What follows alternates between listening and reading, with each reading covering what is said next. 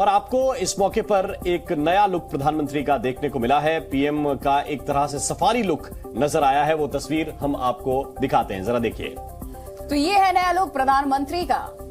काली hat में नजर आए, ये प्रिंटेड टी शर्ट पहना, ट्राउजर खाकी कलर की, ये अलग अंदाज में प्रधानमंत्री यहां पर नजर आए। और आपको बता दें, इस वक्त जंगल सफारी का आनंद ले रहे हैं प्रधानमंत्री नरेंद्र मोदी। कर्नाटक के दौरे पर खुली जीप में इस वक्त नजर आए। ये तस्वीर भी हमने आपको दिखाई जब प्रधानमंत्री यहां टाइगर रिजर्व पहुंचे, तो वहां की तस्वीर भी आप देख रहे हैं। और ये नया आज का लुक है जो हर तरफ चर्चा का भी विषय बना हुआ है। राम, बिल्कुल। और प्रधानमंत्री जहां भी जाते हैं विशेष रूप से वहां की वेशभूषा को अडॉप्ट करना भूलते नहीं हैं। बड़े मंचों पर भी जाते हैं तो वहां के परिधान पहनना नहीं भूलते हैं। और इसी तरह जब सेना के कार्यक्रमों में सेना के जवानों से मिलने के लिए जाते हैं तो सेना की वर्दी या उस तरह की ड्रेस, उस तरह के हैट लगाते हैं। और आज जब प्रधानमंत्री टाइगर रिजर्व में पहुंचे हैं तो कुछ उस अंदाज में, जैसे कि आपने वन कर्मियों को, रेंजर्स को ड्रेस पहने हुए देखा होगा, कुछ उसी अंदाज की एक ड्रेस प्रधानमंत्री भी पहने हुए नजर आए। विशाल हमारे सहयोगी इस वक्त हमारे साथ जुड़ चुके हैं, सीधे उनका हम रुख करते हैं। विशाल, मुदुमलाई प्रधानमंत्री नरेंद्र मोदी कितने बजे तक पहुंचेंगे? आप बता रहे थे अब से पहले कि बस कुछ देर के बाद यहां प्रधानमंत्री का आगमन होने वाला है। देखिए, हमें अभी जो जानकारी मिल रही है, प्रधानमंत्री नरेंद्र मोदी मुदुमलाई के एलिफेंट कैंप में पहुंच चुके हैं और प्रधानमंत्री नरेंद्र मोदी यहां पर लगभग 20 से 25 मिनट तक रुकेंगे और फिर एलिफेंट कैंप से हेलीपैड तक आकर यहां से वापस चले जाएंगे।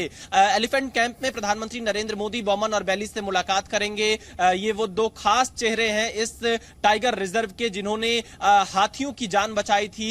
3 महीने का रघु, जो हाथी का एक बच्चा था, बहुत घायल अवस्था में इन दोनों को मिला था और इन दोनों ने काफी देखभाल किया, इलाज किया और उसकी जान बचाई और अपने बच्चे की तरह हाथी के बच्चे को यहां पर पाला पोषा और उसे बड़ा किया। एक ये आत्मीय रिश्ता यहां पर दिखाता है। तस्वीरें मैं एक बार अपने दर्शकों को दिखा देता हूं। ये मुदुमलाई का टाइगर रिजर्व है जहां पर प्रधानमंत्री नरेंद्र मोदी पहुंच चुके हैं और यहां पर लगभग 20 से 25 मिनट तक इस एलिफेंट कैंप में प्रधानमंत्री नरेंद्र मोदी मौजूद रहेंगे। एलिफेंट कैंप से जब प्रधानमंत्री नरेंद्र मोदी निकलेंगे तो रास्ते में बीजेपी के कुछ कार्यकर्ता उनका स्वागत भी करेंगे और साथ ही कुछ आदिवासी जो समाज के लोग हैं वो भी कई जगह पर सड़कों पर मौजूद रहेंगे। प्रधानमंत्री नरेंद्र मोदी लगभग 20 से 25 मिनट तक इस एलिफेंट कैंप में बिताएंगे और खास बात यह है इस एलिफेंट कैंप के बारे में कि यहीं पर कुछ हिस्सा जो एलिफेंट विस्पर्स डॉक्यूमेंट्री थी उसका शूट हुआ था और उसे ऑस्कर अवार्ड मिला था। खास तौर पर बॉमन वैली, जिनसे कल जी न्यूज ने विस्तार में बातचीत की, उन्होंने अपना पूरा किस्सा सुनाया कि कैसे एक 3 महीने का रघु, एक हाथी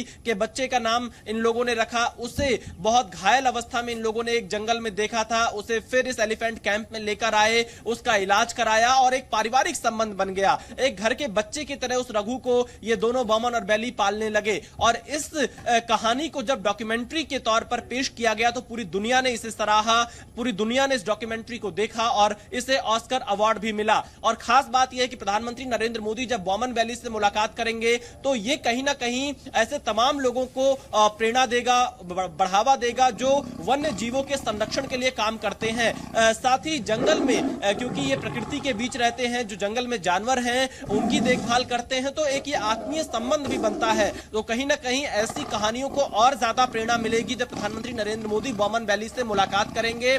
बीजेपी के जो तमिलनाडु के महासचिव हैं उन्होंने बताया कि प्रधानमंत्री नरेंद्र मोदी यहाँ पर खास तौर पर बॉमन वैली से मिलने ही आ रहे, क्योंकि बिल्कुल विशाल, आप हमारे साथ बने रहिए और लगातार अपडेट्स आपसे हम लेते रहेंगे। लेकिन ये प्रोजेक्ट टाइगर क्या है जिसके 50 वर्ष पूरे हो रहे हैं और ये टाइगर को बचाने का एक तरह का अभियान था, बाघों को संरक्षित करने का ये एक बड़ा अभियान था। तो देश में बाघों की जो संख्या है वो बढ़ाने की पहल की गई थी केंद्र सरकार द्वारा और साल 1973 जिम कॉर्बेट नेशनल पार्क से इसकी शुरुआत हुई है। ये पूरी डिटेल, 50 वर्ष पूरे हुए हैं तो बाघों की संख्या जब थी उस वक्त 1820 रह गई थी।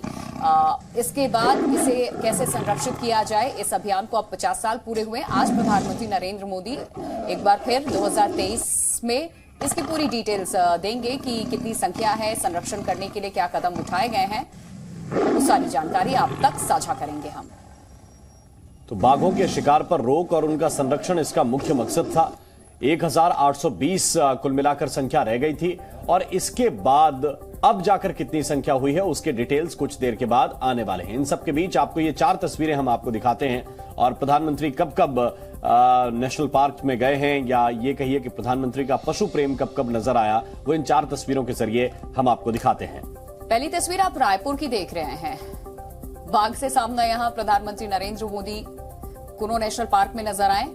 चीतों की तस्वीर खींचते नजर आए थे प्रधानमंत्री, जो काफी चर्चा का विषय भी था।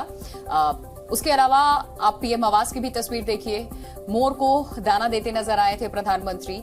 और केवड़िया की तस्वीर, हाथ पर जब तोता इन्होंने बैठाया और उसे पुचकारते नजर आए थे। ये 4 तस्वीरें। और अभी हाल की ये तस्वीर कुनो नेशनल पार्क की है, जहां पर जब चीते लाए गए, चीते छोड़े, तो प्रधानमंत्री खुद उनकी तस्वीर को क्लिक करते हुए देखे गए। वो तस्वीर भी बहुत ही खास थी। बिल्कुल विशाल लगातार हमारे साथ बने हैं। विशाल, देखिए आज प्रधानमंत्री के मुदुमलाई दौरे को लेकर के आप जानकारी दे रहे हैं, लेकिन 2 चीजें जो बहुत खास बनाती हैं प्रधानमंत्री को, जहां वो जाते हैं उस रंग में रंगे नजर आते हैं। वही पोशाक, वही वेशभूषा भी हमने देखा जो लोगों में चर्चा का विषय इस वक्त बना हुआ है। और दूसरी सबसे इंपॉर्टेंट चीज, जब आज यहां पर द एलिफेंट विस्पर्स के जो नायक है उनसे मुलाकात करेंगे, तो फिर क्या मैसेज उन्हें देते हैं या फिर वो क्या सीख के आते हैं, ये भी बताते हैं कि उन्होंने लोगों से कैसे लोगों ने उन्हें प्रेरित किया, सीखा है। देखिए बिल्कुल, यहाँ पर अगर हम प्रधानमंत्री के लुक की बात करें तो प्रधानमंत्री नरेंद्र मोदी जिस भी जगह पर जाते हैं, खासतौर पर वहां की भाषा और वहां के पहनावे और वहां के खान पान, जो स्थानीय लोकल चीजें होती हैं, उस पर उनका ज्यादा फोकस रहता है। हमने देखा कि प्रधानमंत्री नरेंद्र मोदी जब रैलियों को संबोधित करते हैं, बिल्कुल, तो लोकल से ग्लोबल बनाने के लिए जो ब्रांडिंग की बात प्रधानमंत्री करते हैं, उस पर भी कहीं ना कहीं प्रिया फोकस उनका हमेशा रहता है।